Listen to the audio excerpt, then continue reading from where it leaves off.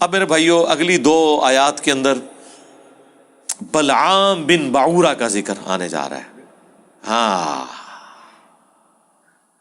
علماء کے فضائل بیان ہونے لگے ہیں، لیکن علماء سو کے کہتے ہیں کبھی کبھی علماء کے فضائل بھی بیان کر رہے ہیں. دیکھیں اب قرآن میں جب آئیں گے تو ہم بیان کریں گے. بلعام بن بعورہ، بلعم بن بعورہ بھی اور بلعام بن بعورہ یہ دونوں الفاظ کے ساتھ تفصیل ملتی ہے.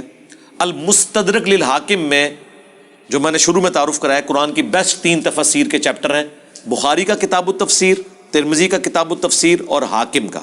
المستدرک للحاکم میں موجود ہے کہ یہ آیات ایک یہودی عالم کے بارے میں نازل ہوئی، بلعام بن بعورہ کے بارے میں.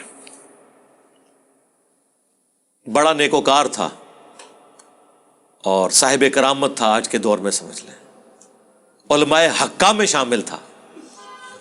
علماء حقہ، اہل سنت والجماعت. علماء حقہ تو لفظ ہی غلط ہے، حقہ نہیں ہوتا، حق ہوتا ہے. پیش بھی پڑھ سکتے ہیں حقہ. تو یہ علماء حق میں شامل تھا اس زمانے کے، لیکن دنیا کا کتا بن گیا. اللہ نے پھر اس عالم کی مثال کتے کی مثال سے بیان کی ہے کہ جیسے کتے کے اوپر کوئی بوجھ ڈالیں تب بھی وہ ہانپتا ہے، نہ ڈالیں تب بھی وہ ہانپتا ہے. اس کی عادت ہے، ہر وقت اس کی رال ٹپکتی رہتی ہے، وہ زبان باہر نکال کے رکھتا ہے. وہ دنیا کا کتا بن گیا عالم. ہم نے اسے علم کے ذریعے بلند کیا، لیکن اس نے اپنے آپ کو پستی میں گرا لیا. موسیٰ علیہ السلام کا دشمن بن گیا. اللہ نے اس کی مثال کتے کی بیان کی.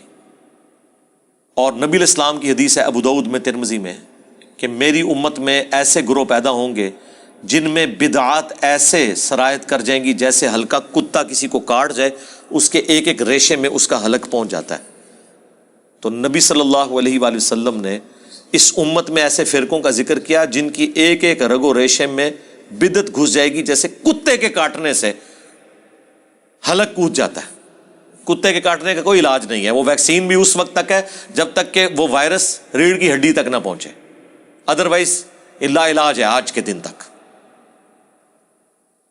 تو اس پہ ہم نے عرض کیا تھا کہ وہ کون سا کتا ہے جو کسی کو کاٹ جائے اور اس کے اندر بدعات راسخ ہو جاتی ہیں. علماء، ظاہر ہے کہ کسی طبقے میں دین کے نام کے اوپر برائی کوئی کھلاڑی تو داخل نہیں کرتا، دین کا کسٹوڈین ہی داخل کرتا ہے نا. تو حدیث میں بھی کتے کی مثال اور ان آیات کے اندر بھی کتے کی مثال اللہ تعالیٰ نے بیان کی ہے بلعام بن بعورہ کے بارے میں. وَاتْلُ عَلَيْهِمْ نَبَأَ الَّذِي آتَيْنَاهُ آيَاتِنَا، ان کو پڑھ کر سنائیے اس شخص کا حال جسے ہم نے وارث بنایا تھا اپنی آیات کا، علم عطا فرمایا تھا. فَانْسَلَخَ مِنْهَا، وہ خود ہی اس سے پٹا توڑ کے نکل گیا. یعنی ہم نے تو اسے بلند کیا تھا لیکن اس نے نافرمانی کی روش اختیار کی. فَأَتْبَعَهُ الشَّيْطَانُ، تب اس کے پیچھے لگ گیا شیطان. فَكَانَ مِنَ الْغَاوِينَ، تو وہ بھی گمراہوں میں شامل ہو گیا. علم دیا تھا لیکن علم پر عمل نہ ہو تو علم کس کام کا؟ جب تک آپ اس سے فائدہ نہیں اٹھائیں گے. اس سے کوئی علم کو اللہ تعالیٰ کنڈیم نہیں کر رہا کہ وہ گمراہ اس لیے ہوا کہ علم والا تھا. نہیں، گمراہ اس لیے ہوا کہ علم کے باوجود اس نے اپنے علم کے مطابق عمل نہیں کیا. اگر علم نہ ہوتا تو وہ ویسے ہی گمراہ ہے، اس کا تو ذکر کرنے کی بھی ضرورت نہیں ہے. وَلَوْ شِئْنَا لَرَفَعْنَاهُ بِهَا، اور اگر ہم چاہتے تو بلند کر دیتے اس کا رتبہ. وَلَكِنَّهُ أَخْلَدَ إِلَى الْأَرْضِ، لیکن خود ہی اس نے اپنے آپ کو پستی میں گرا لیا. وَاتْبَعَ هَوَاهُ، اور اپنے خواہشات نفسانی کے پیچھے وہ لگ گیا. فَمَثَلُهُ كَمَثَلِ الْكَلْبِ، تو اب اس کی مثال ایک کتے کی سی ہے. إِن تَحْمِلْ عَلَيْهِ يَلْهَثْ، اگر اس کے اوپر کوئی بوجھ ڈالا جائے تب بھی وہ زبان ہانپے. او تترکہ یلہث، یا اسے اس کے حال پہ چھوڑ دیا جائے تب بھی وہ ہانپے. ذالک مثل القوم الذین کذبوا بآیاتنا، یہی حال ہوتا ہے ان لوگوں کا جو اللہ کی آیات کو جھٹلا دیتے ہیں. فقصص القصص لعلہم یتفکرون، تو اے نبی علیہ السلام انہیں یہ بات، یہ قصہ بیان کریں، شاید وہ غور و تفکر کریں، پلٹ آئیں اللہ کی طرف. ساء مثلا القوم الذین کذبوا بآیاتنا، کیا ہی بری مثال ہے ان لوگوں کی جو ہماری آیات کو جھٹلاتے ہیں.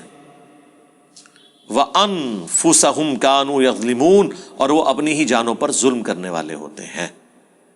مَن يَهْدِ اللَّهُ فَهُوَ الْمُهْتَدِي، جسے اللہ ہدایت بخشے وہی ہدایت پہ ہوتا ہے.